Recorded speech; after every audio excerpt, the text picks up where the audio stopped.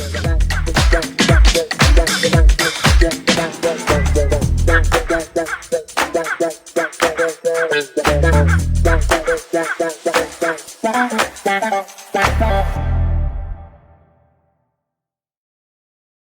right, welcome to this deep dive. Hey there.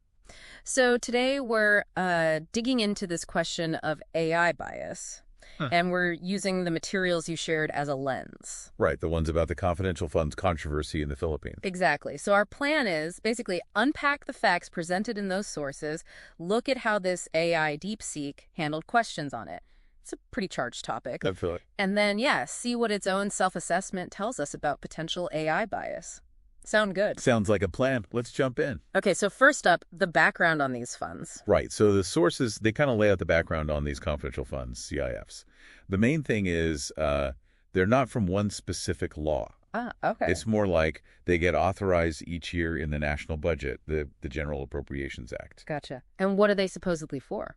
Well, national security, intelligence gathering, that sort of thing. And they require, minimal documentation. Minimal. Mostly just sealed reports to the Commission on Audit, the COA.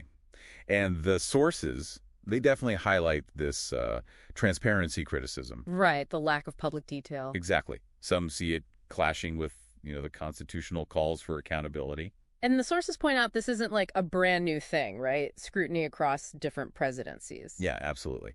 But the real test case here for the AI is zeroes in on the situation with VP Sara Duterte. Okay, tell us about that based on the sources. So the sources detail the questions raised about funds for her office, the OVP, and also the Department of Education, DepEd. Which is weird, right? Why would the Education Department need intel funds? That was exactly the question raised, according to the sources. COA flagged issues. There were public challenges, legal ones too. I remember reading about a Supreme Court petition. Yep. That's mentioned.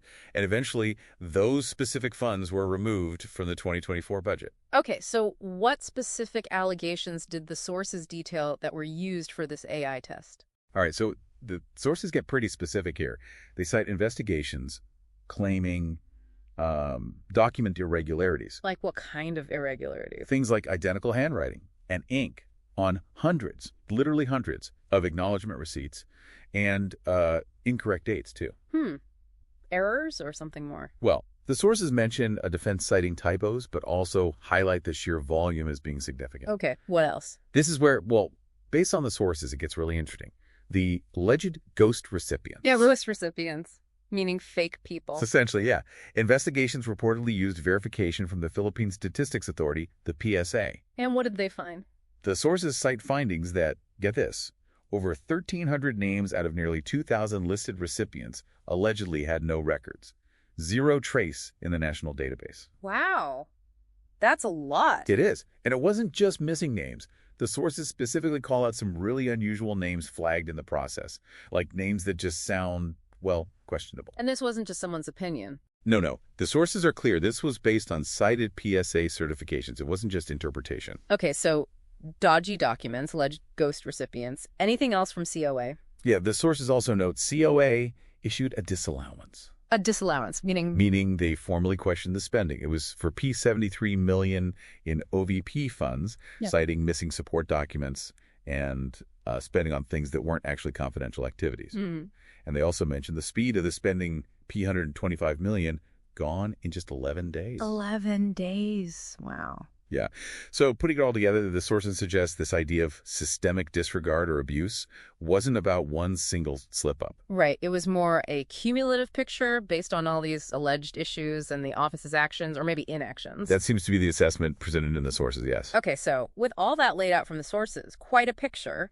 What happened when the AI was asked about this and specifically about its own potential bias?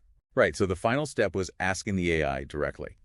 And according to the sources, the AI said its analysis relied on, official stuff, COA reports, legislative documents, the PSA data, forensic findings mentioned. So sticking to the facts as presented in the source material. Pretty much.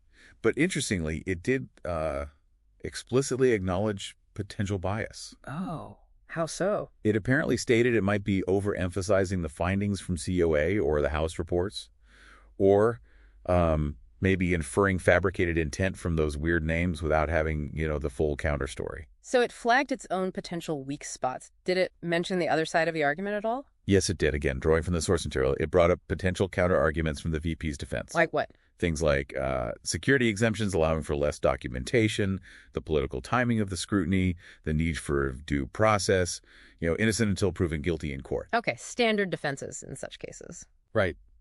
But then the AI apparently noted that, based on the info and the sources, these points didn't fully address the specific documentation and irregularity issues that COA had flagged. So it presented both sides, but still pointed back to the documented issues from the sources. That's the gist of it, according to the material provided. Its conclusion, as reported, was basically, look, my analysis leans on these documented irregularities, but hey, this isn't a court verdict. Right, acknowledging limitations. Yeah, exactly. And it also noted the political context, concerns about audits being weaponized, that these are legitimate things to consider. Real fairness, it said, needs those final court or ombudsman rulings. Okay, so it sort of laid out the data points from the sources while trying to add that layer of nuance about process and context. Yeah, that seems to be what the sources describe. So wrapping this up, what does all this mean for you listening and that original question about AI bias? Well, we've walked through the factual picture painted by the sources you provided. Pretty detailed stuff like those PSA numbers and the strange names. And we've seen how the AI DeepSeek processed this really charged information, how it referenced the sources, included different perspectives from the sources. And even attempted to articulate its own potential biases based on the data it was working with. Which leads us to a final thought for you to chew on. Yeah, consider this. Does an AI's ability to articulate its sources, acknowledge counterarguments it finds there, and even point to its own potential leanings based on those sources? Does that show a kind of neutrality or maybe self-awareness in handling tricky information? Or is it that because the AI's analysis is fundamentally built only on the specific allegations and findings within the sources it was given? Even while noting there's no final verdict. Does that inherently mean its output just reflects the perspective or potential bias already baked into that initial set of data, regardless of its self-assessment? Something to think about.